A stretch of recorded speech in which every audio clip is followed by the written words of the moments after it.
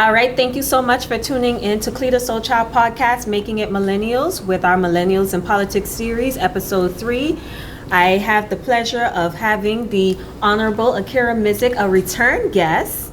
And I have the pleasure of Mr. Jamell Robinson, a first-time guest. Thank you so much for accepting the invitation to come on my show and speak directly to millennials. Greatly appreciated, and representing the Progressive National Party. How are you all doing today? Doing well. Doing fine and dandy, and excited to be here with you and your guests. And once again, we are happy to have this conversation. We've been looking forward to it for the last few weeks now. Yes, I've been excited, and we've been communicating on the side, and I just love the energy, and I appreciate it so much. The first thing I'm going to do is dive into you, Mr. Robinson. Please let us know, who is Jamell Robinson, and what prompted you and motivated you to join politics this season? Thanks, Cleta, for the question. And how are you doing, Turks and Caicos? Well, who's Jamell Robinson? Well, Jamell Robinson is a young man who grew up on Good Street in Grand Turk, then later moved to Breezy Bray during my high school years. I spent some of my Easters in Kew, North Caicos with my cousins, Alvin, Romado, and Terry. Moved on to British Collegiate, actually, to do my A-levels before going off to university in Canada, as well as doing a degree in disaster management in the UK and returning home to be a part of the civil service. So the reason why I would have jumped into politics at this time is because I saw a need for representation in our country, and given that the highest level of representation is in Parliament, and because we're a small country, if you get your leaders right in terms of the persons you elect as your MPs, a lot of things can happen in a very, very short window. And I've seen it done before with the Progressive National Party, which is why I identify with a progressive government and a progressive party and progressive people. So that's why I kind of jumped forward, because I saw the need to serve in a higher level so we can make the type of difference in the country and in people's lives. Awesome, awesome. Thank you so much for sharing that.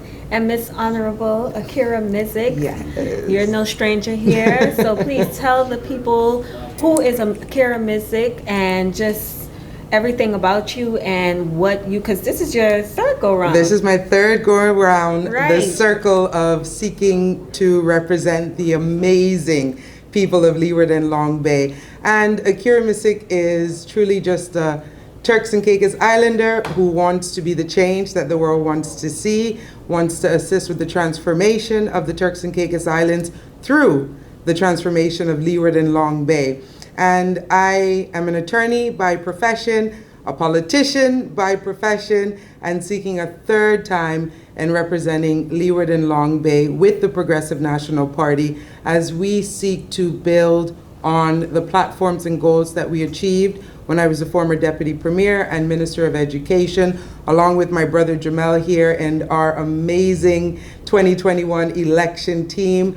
We have some bold ideas and plans, and truly believe that the Progressive National Party is the organization that can bring about the changes we need in the Turks and Caicos Islands to return Turks and Caicos Islanders to being first in these islands. Awesome. So, while we're still talking about that, I want to know, if you're successful this time, what would you do differently? For me, well, This go round in Leeward and Long Bay, having served in government and over the last 4 years in opposition, we're seeking to return to government so that we can conclude the unfinished business that we were able to start in Leeward and Long Bay together when I was in government. That includes the resurfacing of our roads. That includes finishing the Leeward Palms Park that this administration has willfully neglected for 4 long, painful years. More importantly, it is about returning access to water to us in Long Bay who are still toting water to our homes in the 21st century. And we're talking beautiful homes that do not have access to municipal water. But coupled with that, and when you say different, a lot of persons are asking, will I return to the Ministry of Education? I will serve in whatever capacity our premier, future premier, soon to be premier in the next 2 weeks, Charles Washington Missick, requires my service in. but I will be working with our team, because we are a team, and as a team effort, to create access to Crown land and the creation of the Turks and Caicos Islands Housing Authority. This is the biggest issue that is affecting us as millennials. Any of us that are under the age of 40, we want a part of the Turks and Caicos Islands dream. We want to own our own home. We do not want to continuously compete with the commercial banks' ridiculous interest rates, and we believe that the Turks and Caicos is better suited with the Progressive National Party to create the genuine opportunity of home ownership and wealth generation for the people of these islands. Wow. That was a lot. I know, right? I talk a lot. I'm a lawyer. Sorry. It is what it is. Thank you so much, Honorable Akierra, for that. I want to ask you, Mr. Robinson, because you did mention that you obtained your degree in disaster management, and based on my research, you were the director of disaster management here at one point. So considering global warming and being prone to hurricanes in our culture in Turks and Caicos, from your experience, what can TCI do better to be what can TCI do to be better prepared for natural disasters in the future? Well, we have to take climate change adaptation seriously. Like when it comes to the building on the coastlines and building too close, we have to ensure that from a planning standpoint and a physical infrastructure standpoint, we enforce our laws with that in mind, that yes, we are a low-lying country because we're limestone and we don't really have that much hills, so to speak. So we have to all play a part in climate change adaptation, which essentially is disaster risk reduction, which is kind of basically the same thing in terms of being able to mitigate the ravages of storms and natural events as well, and pandemics, which is a part of it, even though it's not dealing directly with climate change. But because of the change in climate, the likelihood of more diseases and a pandemic or epidemic happen when it comes to various viruses, that's a reality that we'll have to live with going forward. And that's why on the PNP government many years ago, we would have signed up to the CARIF insurance fund, which is Caribbean Catastrophic Risk Insurance Facility, which governments over the years have gotten access to several $1 million. So like in the hurricanes 2017, Irma and Maria, the government in the day would have gotten up to $15.2 million.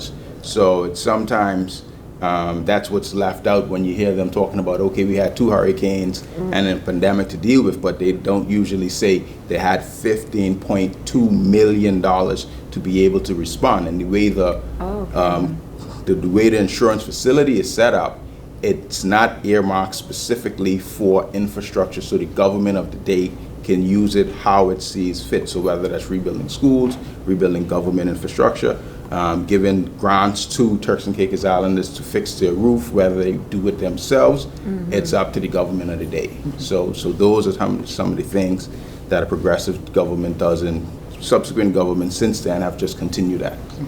Wow, that's definitely an awesome point. And Honorable Missick, she covered it already, because I also have the same question for you.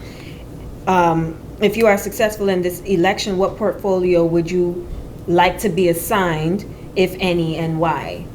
Well, that's a great question. For me, my first priority is to become a member of parliament. Yes. Okay. Because I want to be a legislator and a policy maker on behalf of the people of the country. Okay. It is important for the persons you send to parliament or the House of Assembly, because sometimes, through no fault of their own, governments bring legislation that needs work. Yes. So you need men and women who can sit down and make all the corrective measures to better piece of legislation. Because I've sat and listened to the House of Assembly and listened to my colleague, Honorable AK, make so much of recommendations and changes to poor legislation that was brought forth. So I understand how good the need of, and that's what millennials do. We just do what is right on behalf of the country. Yes. Now, in terms of ministry, I believe I can fit in anywhere that the leader chooses. But from where I sit in terms of my expertise as a person who deals with disaster management and emergency management, being given that we're in the middle of a pandemic, and that's a part of my health response background, I think the Ministry of Health is where I'd probably be best suited in this particular time. And of course, at any point, you could always have ministerial shuffles and stuff like that. But in terms of right now, that we're in the middle of a crisis, as a crisis manager, Okay. that probably be the best place to put me, because at the end of the day, you don't have to have a health background per se to be able to manage health professionals. You have to be able to lead a ministry and be able to ensure that those persons with the expertise actually gets the resources they need to be able to carry out whatever mandate that is set by your policymakers. So I believe the Ministry of Health is probably where I'll be best suited in this particular time period. Okay, awesome. And I can understand what your viewpoint on that, because most people, not everybody is born with leadership skills. You know, sometimes people have to go to school or take courses to obtain that, but like you said, you basically have a degree in that, and you don't necessarily need to have a health background in order to instill those leadership skills to ensure that, you know, that part of the government is being represented well. So I can definitely understand your point of view on that. Honorable Akierra. Yes. Veering back to Minister of serving as the Minister of Education, past tense. Do you think our education system is sufficiently preparing students for the real world? If not, what do you think needs to be done? Well, we had embarked on a program to ensure that we are preparing our students for the 21st century, and it was called the 21st Century Learners. And over the 4 years that I had the amazing privilege of being the Minister of Education, we had reviewed our curriculum, upgraded our infrastructure, the creation of new schools, the rebuilding of schools. I think most people only give me credit for the Long Bay High School, but the Ona Glinton Primary School in Grand Turk was built during my time as the Minister of Education. We created the early childhood classrooms, which we will be using for our various special needs organizations and work for our students in that arena. Our curriculum is good, but it can be better. And that is what we're striving for. We are striving to build on the foundations that the previous PNP administration had led. And to be fair to our friends who are in government now, that train has just been on its track moving. Plans were in place. There wasn't much for them to do in terms of stopping the train, even though we hear that the hurricanes Irma and Maria caused them to have to repair so many Turks and Caicos Islands government schools. Those plans were on the books and required in any event, because in order for our students to have access to the 21st century style of learning where the student is the center. So it's not about the teacher and the textbook, but it is about the student. We have to move in a direction where we're teaching our children the way that they learn and not forcing a learning methodology on them. And so with individualized education plans, that assists our educators in the classroom, our administrators, our members of the Department of Education, and those in the ministry with the idea and the data and the statistics of what resources and further resources are required for the learners to learn the best way that they know how.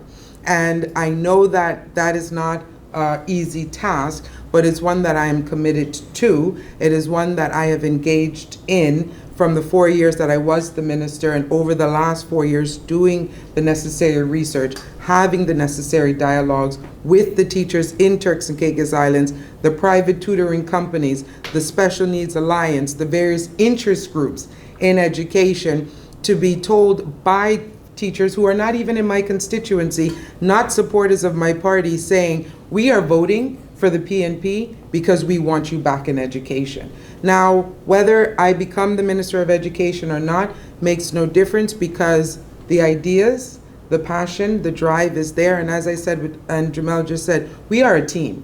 And so while my brother Jamell will be the Minister of Health and I may be the Minister of God knows what, we're going to sit around the table and we are going to map out these plans together. And that's why our citizens contract is so important. But more importantly, what is coupled with the citizens contract is our big technical document, which will be shared with the entire public service from permanent secretaries, heads of departments down, so that over the next 4 years, no one is under any misapprehension of what the Progressive National Party is going to achieve. Not seeking to achieve, going to achieve, because it will be set out in black and white. There will be the timelines associated with it. So as my brother Jamell and my brother Kyle and our leader Charles Washington and our deputy premier, next deputy premier E.J. Saunders, and the rest of the team sit around the cabinet table, we're going to open the Bible and we're going to say, get to work. Friday we have the first update. Next week Friday we have the next update. And we're just going to keep moving, because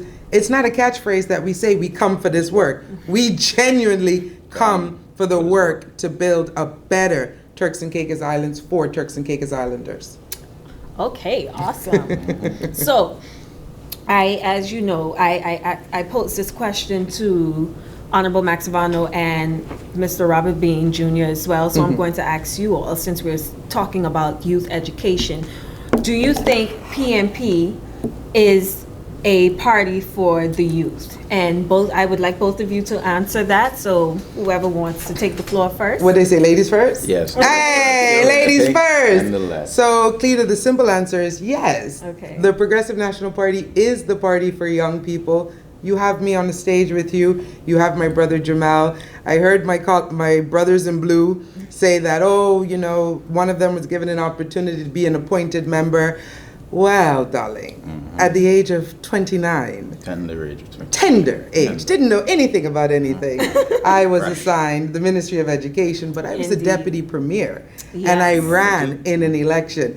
But in all reality, the bulk of our leaders that have passed through the Progressive National Party, that have had an opportunity to take us into elections and serve as chief ministers and premiers, have been under 40 or in that age range. So we are the party for youth, but I know my brother Jamell has more to say on that as well. Please take the floor. Yeah, so if you look at Honorable Norman Saunders, when he was first elected to the state council, before we even had ministerial governance, he was in his early 20s. 1972. 72, by the way, right? And then at the 1976 election, when the PNO was formed, Progressive National Organization, we had various members of the state council that came together to form our party, right?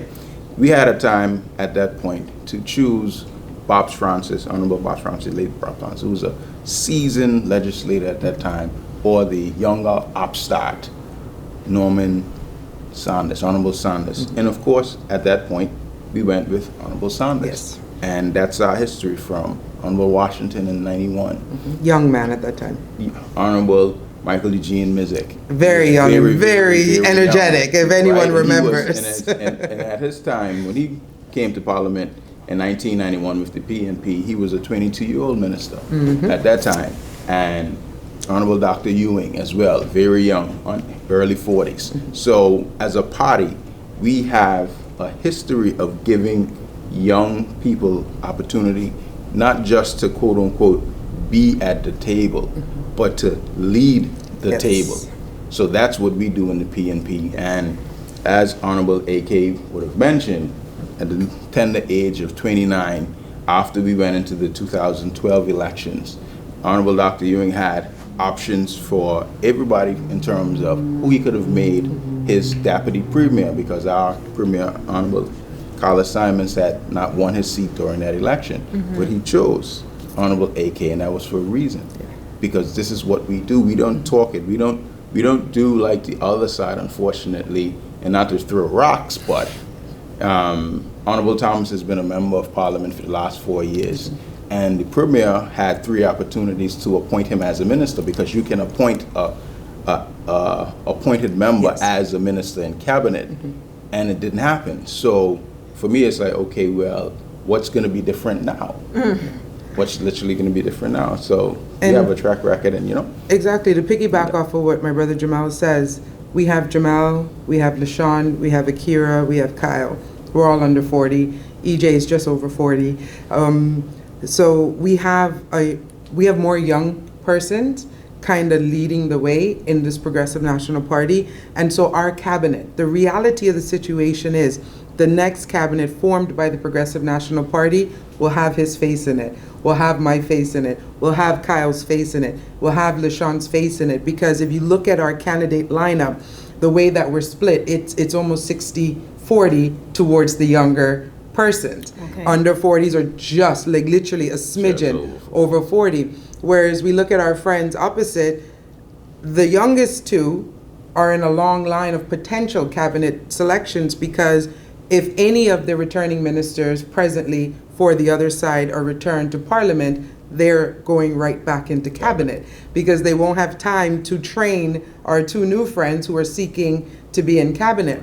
And so the reality is, for young voters and young people and persons under 40, dare I say under 50, your better bet to have someone that looks, sounds, speaks, and walk and talk like you is better with the Progressive National Party having a seat at the cabinet table and running the affairs of this country.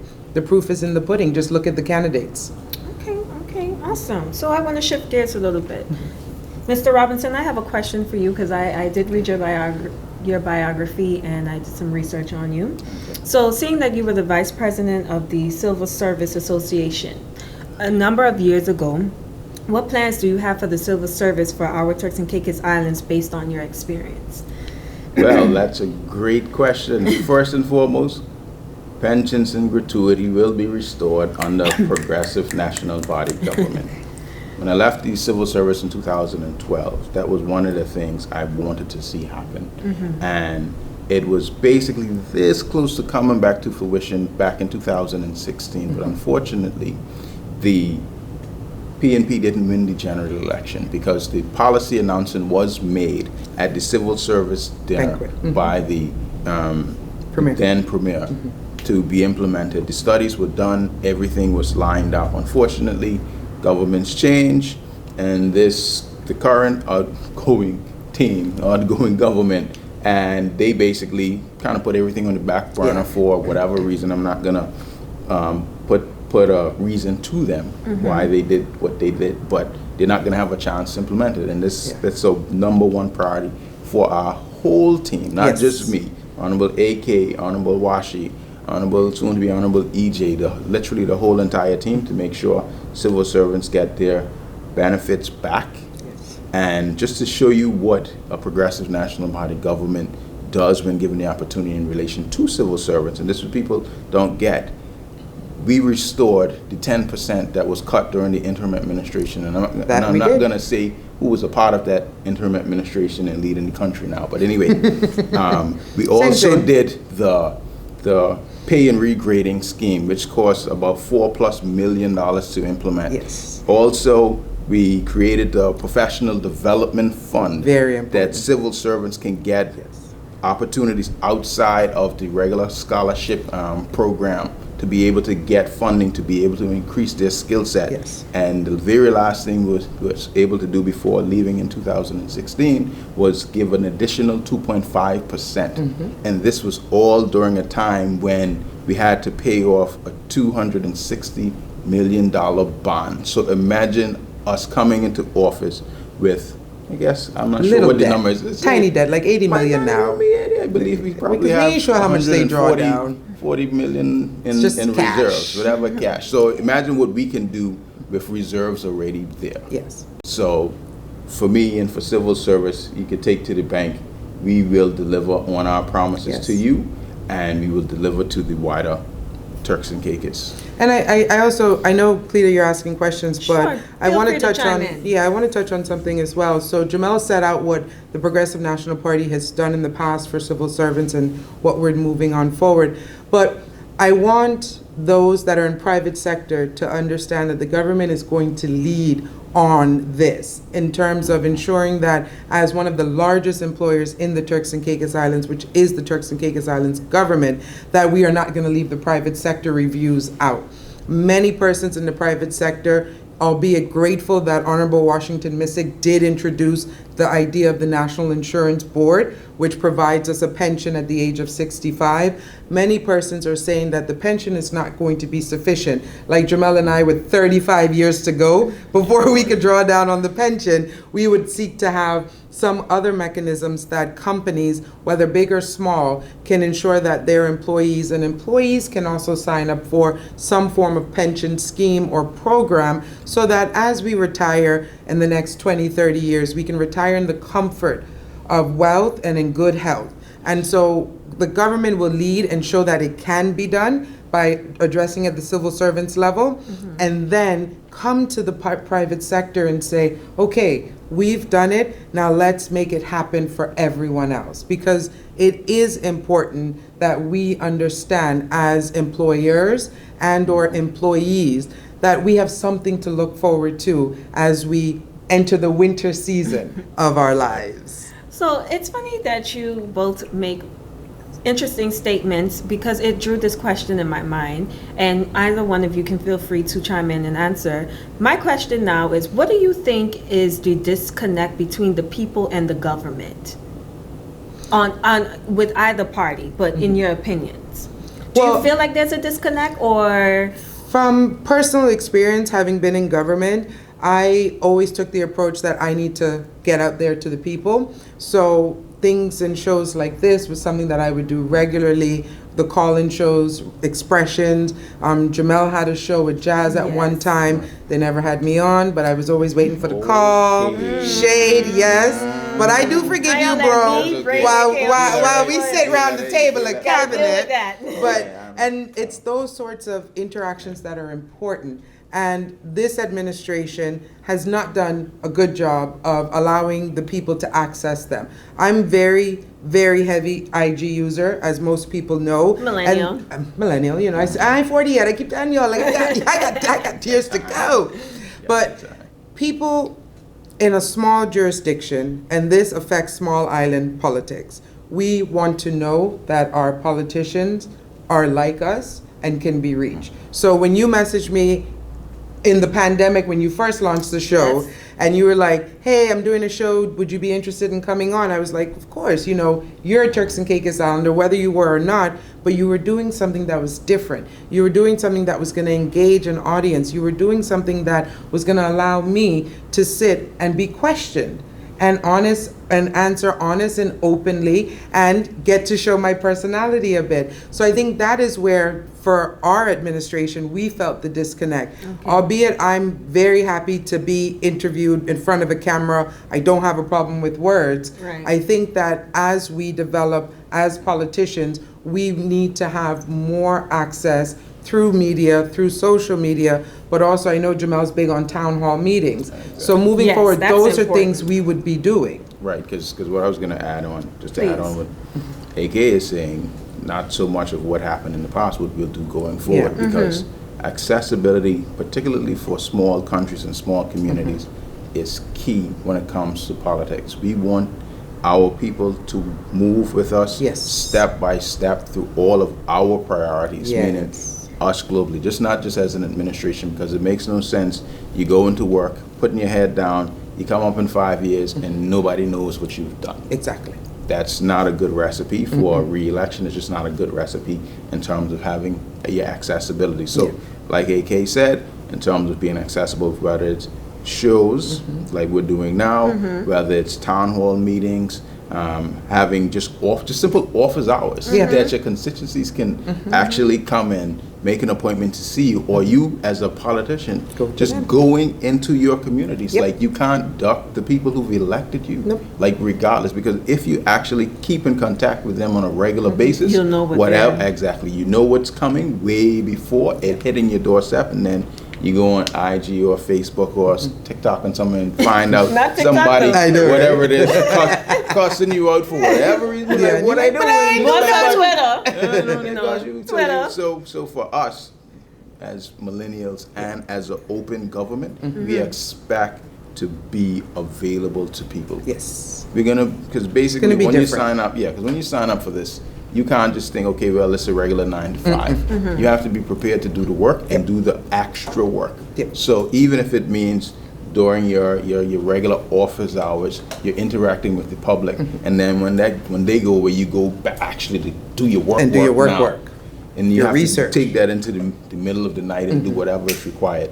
Like, we're young, we have the stamina to be able to Yes. do it. In your prime. And this is it. This is the time to This is put the time us to to do work. it. You can get us at our best peak, where you have your experience and your youth on our side.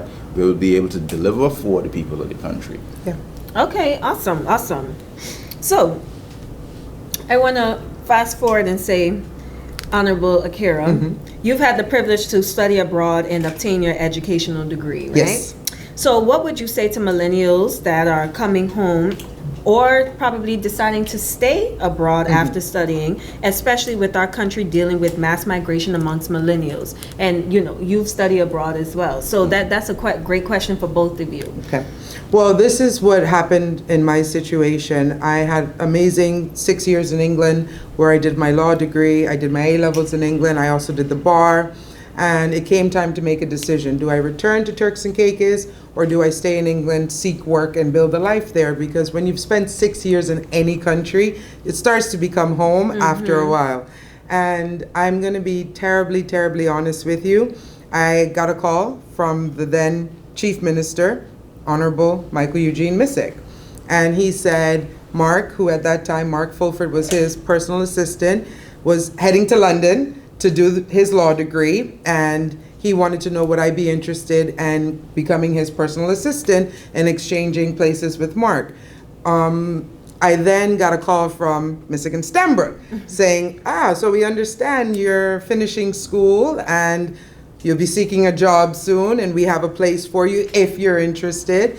And I spoke with Ariel Missick and Michael Missick, these Missick brothers and I. We've been around for a very, very long time. And now I have Washington Missick, so it is there. I enjoy the Missick brothers immensely. And so the discussion that I had with my parents and my friends was simply this: Akierra, are you going to use the skills that you've acquired in law school, the access to personnel that you would have in Turks and Caicos to build England?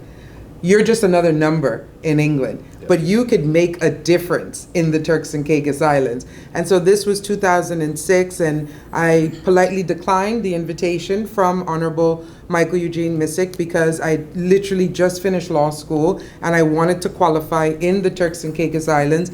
And although I knew that if I had asked Missick and Stenbrook for a year off before formally commencing employment with them, they probably would have been okay with it.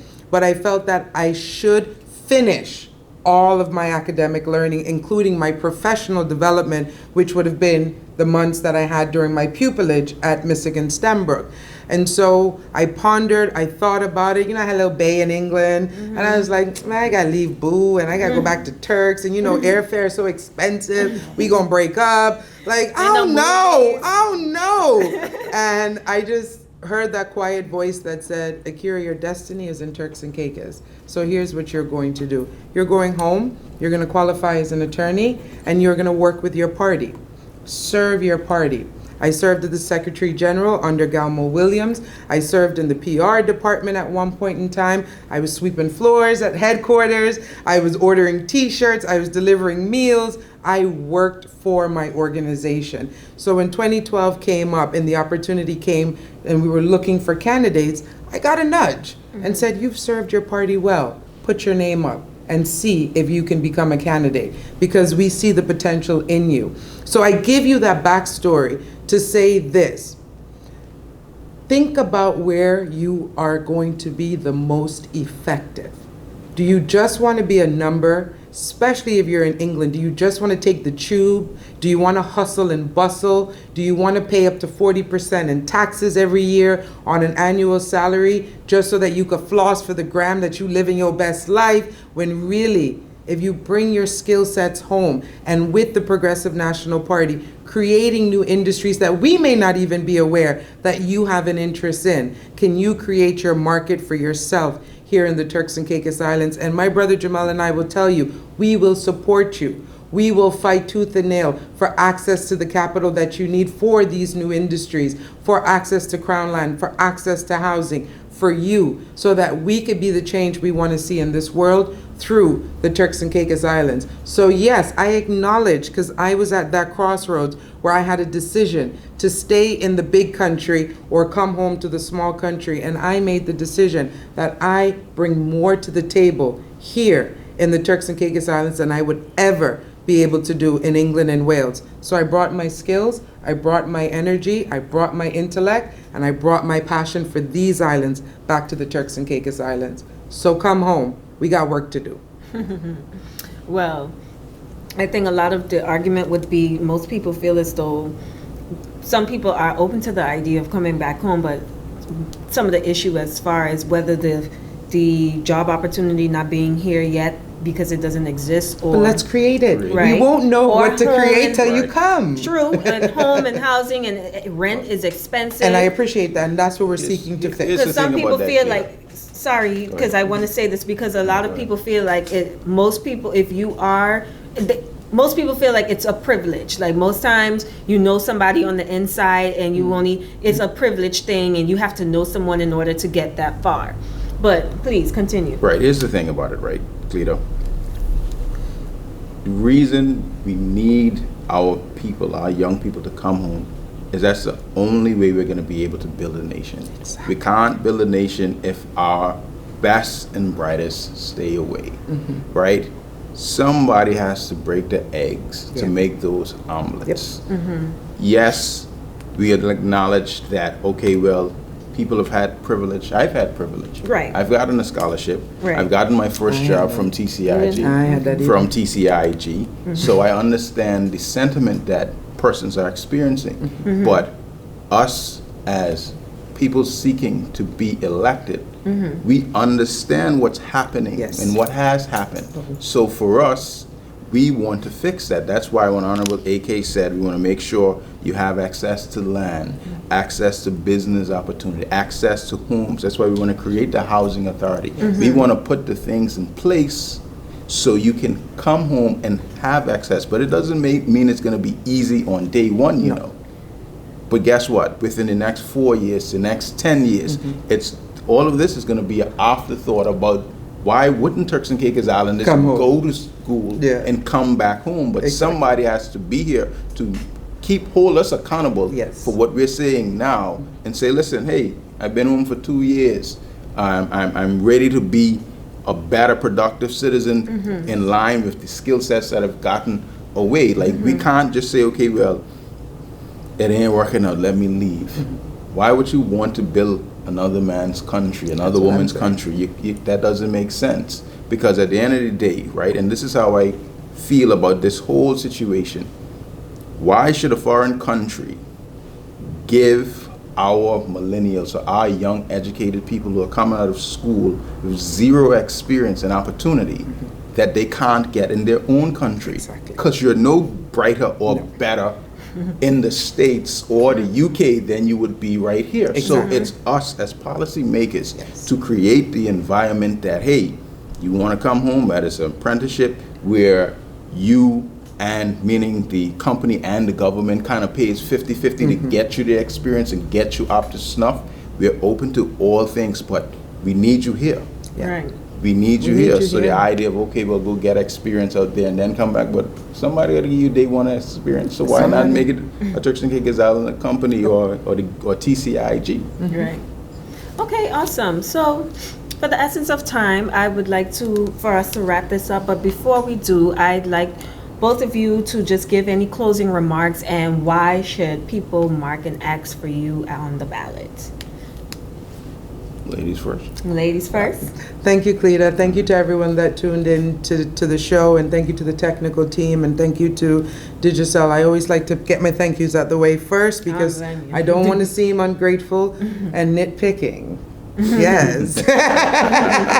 I'm sorry. This is a young person show. I'm going to bring the shade because it's what I do very well. Yes, man. I am urging the good people of Leeward and Long Bay to mark an X for Akierra Missick once again. And I keep saying once again because we do have unfinished business. And you have seen that despite being such a strong voice in Parliament, as my brother Jamell said, by fixing a lot of the badly presented legislation from this administration, that work only goes so far when it comes to our actual community needs. So while I stood in Parliament and asked for road resurfacing, while I challenged the budget, while I challenged the tenders on the park, while I challenged the Ministry of Animal Control for lack of resources in terms of trapping the feral dogs in our community, without the ability to direct funding as a minister of government, a lot of things fell by the wayside or were ignored. And I want Leeward and Long Bay to understand the Premier, their appointed member who's running in this election, and the Minister of Education all live in Leeward Palms. And we look no better today in 2021 than we did on the day I left cabinet, December 16th, 2016. We have not progressed despite the fight of me and reporting, requesting, arguing. Now, I won't say attacks, but sometimes they throw a little stone at me in Parliament when I ask about the park and roll their eyes. So why I'm asking you to support me once again is let us finish the business that we had started in my first term and get it wrapped up. But more importantly, I'm asking for your support of our 5 all-island candidates, including my brother Jamell, who's on the stage with me this evening, because without their support, then the work that we are seeking to achieve together in Leeward and Long Bay will not be achievable. I cannot form government by myself. I cannot be an effective member of Parliament without a strong team. But more importantly, we cannot be an effective administration without the mandate of you, the people of Leeward and Long Bay, in the wider Turks and Caicos Islands, by voting for the Progressive National Party on February 19th, 2021. So I urge you with an open heart and a very big smile, encourage you to vote for 6 shells on election day, your first one being Akierra Missick in your district. And if you do not live in Leeward and Long Bay, or you do live there and not registered there, voting for the district candidate in the constituency for which you are registered in, and then the 5 shells on the bigger ballot for our at-large candidates, including my brother Jamell, Charles Washington Missick, E.J. Saunders, Josephine Conley, and Sean David Malcolm. Because progress for Turks and Caicos Islands under the Progressive National Party is a reality once you invest in your PNP candidate on election day. Awesome. Take it away. Thank you. Thanks for having me, Cleta, and thank everybody who has taken the opportunity to listen to us during this time. I believe it was very informative. The reason you should vote for Jamell Robinson is because I believe in true representation of our people. I believe in youth empowerment and being a part of the Progressive National Party. We don't just talk the talk, we've walked the walk for our 44 plus years of being a political organization. You can expect great things from our team, which you like me, Honorable AK, all district candidates, and the 5 at large, giving us the opportunity to represent you, the people of this country. We are here for the work, and we will do whatever is required to make sure you live your best lives, because under Progressive National Party government is when this country really moves forward and progresses. So come February 19th, vote for the shell straight down the line. All right, so I just want to take this time and opportunity to first thank both of you for accepting my invitation and being so patient today with everything that's been going on. I'd like to thank Digicel for sponsoring and powering this episode in this series. And I would like to thank you, the viewers, for just completely showing up at all times despite the circumstances. And I thank you so much for your patience and just watching Cleta Soul Child podcast grow and evolve. I do want to say next week I will have the Leader of the Opposition, Honorable Charles Washington Missick, for the final episode of Millennial and Politics, so you don't want to miss this. Stay tuned for the update, the flyer, and the message. And thank you so much for tuning in tonight. Everybody have a great night, and Thanks so much for your patience.